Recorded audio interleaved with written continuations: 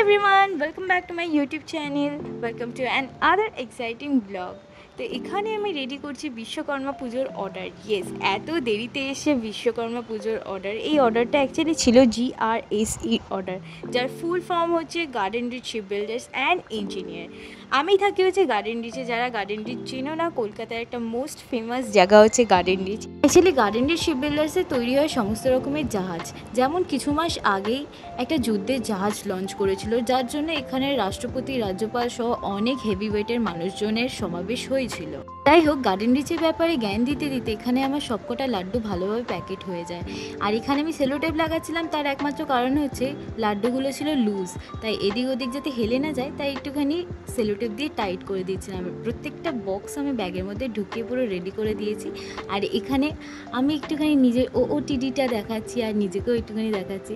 আর এখানে দেখো পেছনে সবকটা অর্ডার রেডি হয়ে গেছে, সুন্দরভাবে রাখা আছে। পরের দিন অর্ডারগুলো হবে ডিসপ্যাচ।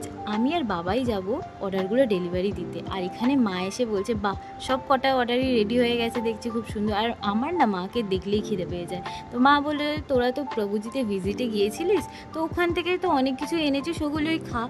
তো আজকে আমি আর বাবা গিয়েছিলাম প্রভুজিতে ভিজিটে। নতুন নতুন কি আইটেম এসছে ওগুলো দেখতে গিয়েছিলাম। তো আমরা গেলেই না ম্যানেজার আমাদেরকে কিছু না কিছু খাওয়াবেই। তো আমি কোনোবারই ওখানে বসে খাই না, তো প্যাকিং করে নিয়ে চলে আসি, যেহেতু মা বাড়িতে থাকে। তো এখানে ছিল হচ্ছে একটা পনির পাফ, একটা মটর পাফ, একটা সিঙ্গারা, একটা ভেজ কাটলেট আর সামথিং অনেক কিছুই ছিল। আর সাইডে ছিল হচ্ছে মশালা ডোসা। এখনও পর্যন্ত যারা প্রভুজির মশালা ডোসাটা ট্রাই করোনি, আমি তো বলবো একবার অন্তত গিয়ে প্রভুজির মশালা ডোসাটা ট্রাই করো, খুব ভালো লাগবে, আমি গ্যারেন্টি দিয়ে বলতে পারি। তো 4 প্লেট মতো মশালা ডোসা ছিল, আর 4টে সাম্বার ছিল, 4টে কোকোনাট চাটনি ছিল, দুর্ধর্ষ খেতে ছিল। লাইক একটা হোলসাম খাবার যাকে বলে, সেটা হচ্ছে এই জিনিসটা। তো যাই হোক, এখানে আমি আর মা টিফিন করছিলাম। তো টিফিন করার পরে মাঝখানে আমি আর কোনো রকম ভ্লগই করতে পারিনি। তো এখানে মা পরিষ্কার করছিল কফি মেশিনের যে লাস্টে একদম ট্রেটা থাকে, যেখানে সব কিছু জমা হয়, ওই ট্রেটা রোজ পরিষ্কার করতে হয়। তো এই ট্রেটা পরিষ্কার করার পর আমি চলে গিয়েছিলাম অল টোটাল মারতে, মানে সারাদিনে যা বিক্রি করেছি ওগুলো সব অল টোটাল মারছিলাম। আর সাইডে মা করছিল হচ্ছে ডিজে। অ্যাকচুয়ালি আমাদের দোকানে এত বেশি লাইট না, কোনটা কার সুইচ সেটা মনে থাকা খুবই, মানে কি বলবো, কঠিন।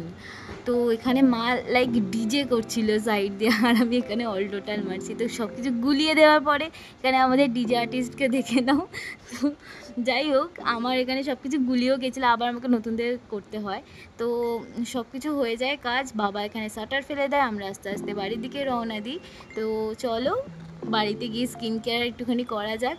তো ভালোভাবে ফেস ওয়াশ করে নেওয়ার পর আমি এখানে একটা টোনার ইউজ করছি। টোনার ইউজ করার পর না একটুখানি এরমভাবে ম্যাসাজ করলে টোনারটা ভালোভাবে পেনিট্রেট হয়ে যায়। আর নাকের এই সাইডটা না আমার কিছুই হয়নি, লাইক পিম্পল হয়নি, তারপরে এত বেশি ব্যথা হয়ে আছে যে কি বলবো।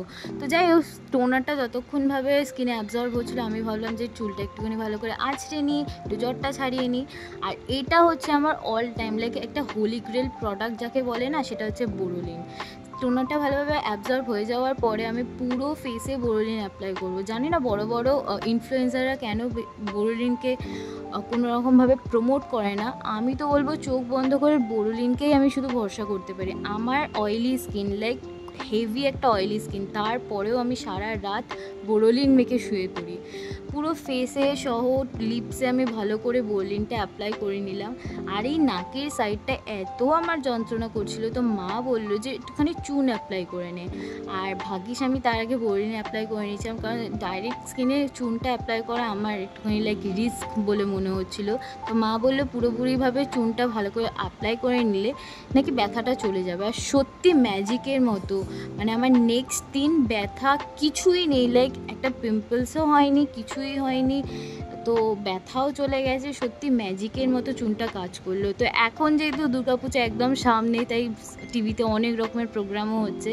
যাই হোক, আমি ওপরে চলে গেলাম, নাকে এই সাইডটা দেখো কীরকম অবস্থা। তো এবারে আমি ব্রাশ করে শুয়ে পড়বো। ডিনার করার তো কিছুই নেই, কারণ এত বেশি হেভি টিফিন হয়ে গেছিলো। তো চলো নেক্সট ভিডিওতে দেখা হচ্ছে, ততক্ষণে টাটা।